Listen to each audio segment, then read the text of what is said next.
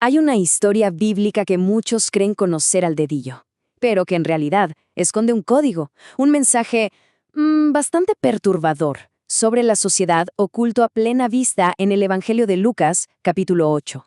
Hoy vamos a intentar descifrarlo juntos.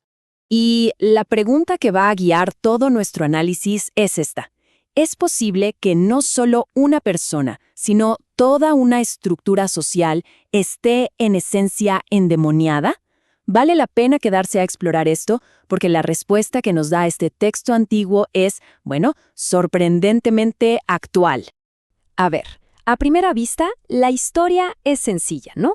Un exorcismo. Jesús llega y sana a un hombre que estaba atormentado. Fin de la historia.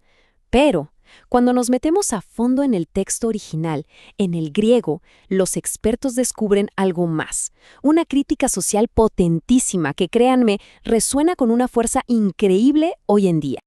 Ok, para construir bien este argumento tenemos que empezar por el principio, el encuentro.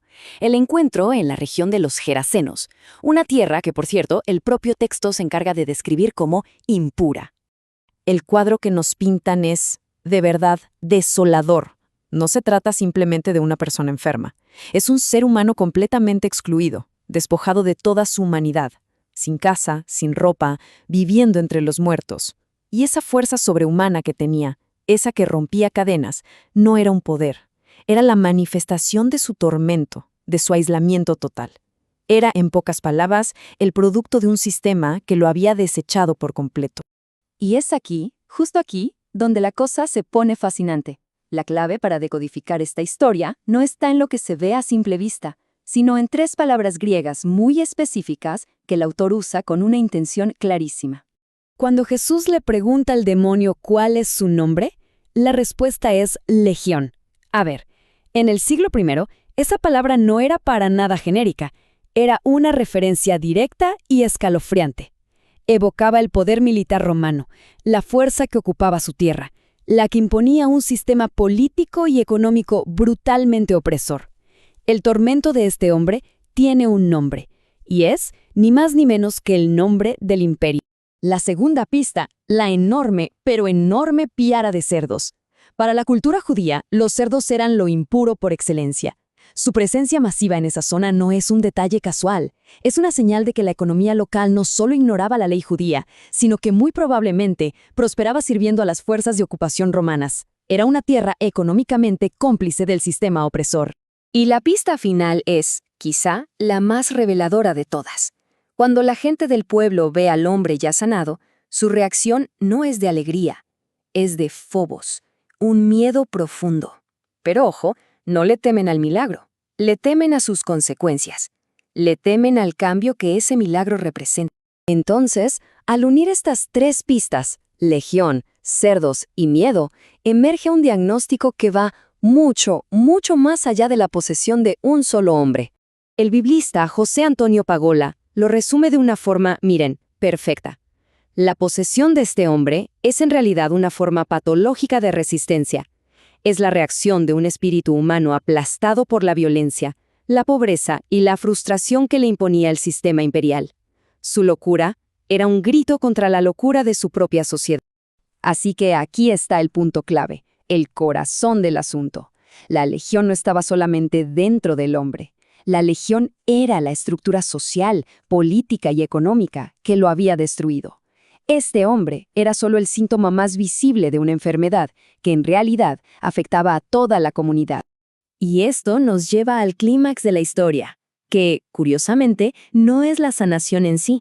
Es lo que pasa justo después, la reacción de la sociedad al ver a uno de los suyos, por fin, libre. El proceso es de lo más revelador. Primero, el pánico de los que cuidaban a los cerdos. Luego, la comunidad entera sale a ver qué pasó. Y lo ven. El hombre está completamente restaurado, en paz, cuerdo. Y justo ahí se ve el problema central. En lugar de celebrar, el miedo se apodera de ellos y su decisión es unánime: expulsar al que trajo la sanación. Esto nos obliga a preguntarnos, ¿no? ¿Qué clase de sociedad prefiere tener a uno de sus miembros deshumanizado y sufriendo en lugar de aceptar un milagro que lo libera? ¿A qué le tenían tanto miedo en realidad? La respuesta es tan perturbadora hoy como lo fue entonces, porque Jesús, al liberar a ese hombre y al destruir los cerdos, no solo hizo un milagro, atacó los dos pilares de esa sociedad, su economía, que era cómplice del opresor, y su orden social, que mantenía a los marginados bien marginados. Y ellos eligieron el sistema por encima de la persona, prefirieron su endemoniada normalidad a una libertad que sana. Y es justo en este punto donde esta historia de hace 2000 años deja de ser un texto antiguo y se convierte en un espejo bastante incómodo que nos obliga a mirarnos a nosotros mismos. Pensemos un momento en las dinámicas. ¿Acaso no vemos hoy una cultura del descarte, como la llama el Papa Francisco, que deja a los más vulnerables en los márgenes? ¿No existen legiones modernas, o sea, injusticias sistémicas que aplastan a la gente? ¿Y no vemos muy a menudo cómo se prioriza la estabilidad económica o el status quo por encima de la dignidad y la vida humana? Las similitudes, la verdad, son escalofriantes. ¿Cómo reflexiona el Papa Francisco? Cuando permitimos que estas estructuras anulen a una sola persona, no solo pierde esa persona, perdemos todos, nos empobrecemos como humanidad. La indiferencia es, en sí misma, una enfermedad colectiva. Pero, y esto es clave, la historia no termina en total oscuridad. Termina con una pequeña semilla de esperanza. Jesús no deja que el hombre sanado lo siga. Al contrario, lo envía de vuelta a su comunidad.